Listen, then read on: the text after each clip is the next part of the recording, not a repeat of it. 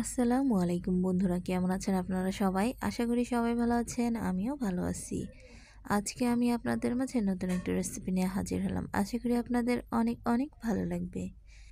তো বন্ধুরা, এই সিম ভর্তা রেসিপি আমরা সবাই করতে পারি। তারপরও আজকে আমি যেভাবে করে দেখাবো, বড় ছোট সবাই অনেক পছন্দ করবে আর একবার খেলে বারবার খেতে চাইবে। তো আজকে আমি এই সিমগুলো ভর্তা করে দেখাবো। এজন্য আমি প্রথমে এখানে কিছু সিম এই যে দেখতে পাচ্ছেন পরিষ্কার করে নিয়ে নিয়েছি। আমি সিমের যে আঁশগুলো থাকে এগুলো কিভাবে পরিষ্কার করেছি সেটা দেখলেই বুঝতে পারবেন। এই যে দেখুন, আমি ছেলাইনি, আমি এটাকে একবারেই কেটে কেটে ফেলে দিয়েছি, যাতে ভর্তা করতে গেলে এটা কোনো রকম আঁশগুলো যেন হাতে পেঁচিয়ে না যায়। তো এইভাবে করে যদি সিমগুলো ছিলিয়ে নেন তাহলে কিন্তু কোনো রকম হাতে আঁশ বাঁধবে না, আর খুব সুন্দর করে কষলিয়ে এটাকে হাতের সাহায্যে মাখিয়ে নিতে পারেন। তো বন্ধুরা, এখন আমি এই সিমগুলো ধুয়ে পরিষ্কার করে নিয়ে নিয়েছি। এখন আমি এই সিমগুলো সিদ্ধ বসিয়ে দিব। তো আমি কড়াইয়ের ভিতরে দিয়ে দিয়েছি। তারপরে এখানে আমি প্রায় 1 কাপ পরিমাণের মতো পানি দিলাম।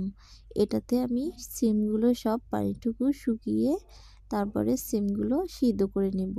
তো তার পাশে কিছু এখানে 5-6টা আমি কাঁচা মরিচ দিয়ে এটাকে ঢেকে দিয়ে সিদ্ধ করে নিয়েছি। তো দেখুন প্রায় সিদ্ধ হয়ে এসেছে খুব সুন্দরভাবে। আর এখানে একটু একটু করে পানি আছে, এই পানিটাও আমি শুকিয়ে নিব যাতে কোনো রকম ভিজে ভিজে ভাব না থাকে। তো এরপরে আমি এখানে তুলে নিয়ে নিয়েছি। তো তুলে নেওয়ার পরে এখন আমি ওই কড়াইতেই এখানে আমি শুকনা মরিচ আর হচ্ছে এখানে পেঁয়াজগুলো ভেজে নিব।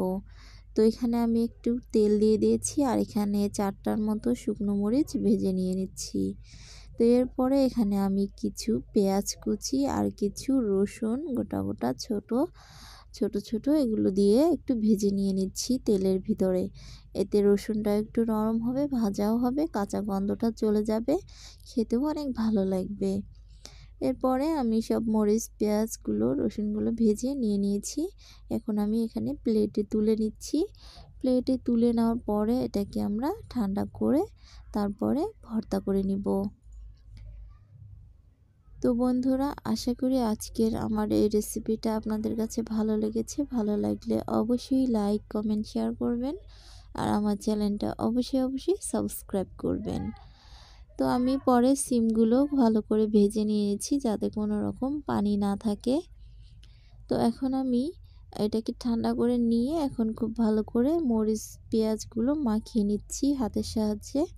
এই যে দেখুন, খুব ভালো করে আমি মরিচ পেঁয়াজ তারপরে রসুনগুলো হাতের সাহায্যে মথে তারপরে মাখিয়ে নিয়েছি। তো এখন এখানে দেখুন রসুনগুলো ভালোই নরম হয়েছে। তো এখানে আমি ঝালটা আপনারা আপনাদের পরিমাণ অনুযায়ী দিবেন। যদি বাচ্চারা যেহেতু এই ভর্তাটা খাবে তখন আপনারা মরিচটা একটু কম করে দিবেন। আর আপনারা চাইলে এখানে ধনিয়া পাতা দিলে আরও বেশি খেতে ভালো লাগবে, অনেক মজা হবে। তবে আমাদের পরিবারের বাচ্চারা খেতে চায় না ধনিয়া পাতা, এজন্য আমি ধনিয়া পাতা দিলাম না। তো আপনারা চাইলে আলাদা করে ওদের জন্য দিতে পারেন। তো আমি এখানে এখন একটু 1 টেবিল চামচ পরিমাণের মতো সরিষার তেল দিয়ে আরও ভালো করে মেখে নিলাম। সিম কিন্তু অনেক ভালো একটা খাবার, তার সাথে এই যে বিচিগুলোও কিন্তু অনেক ভালো শরীরের জন্য।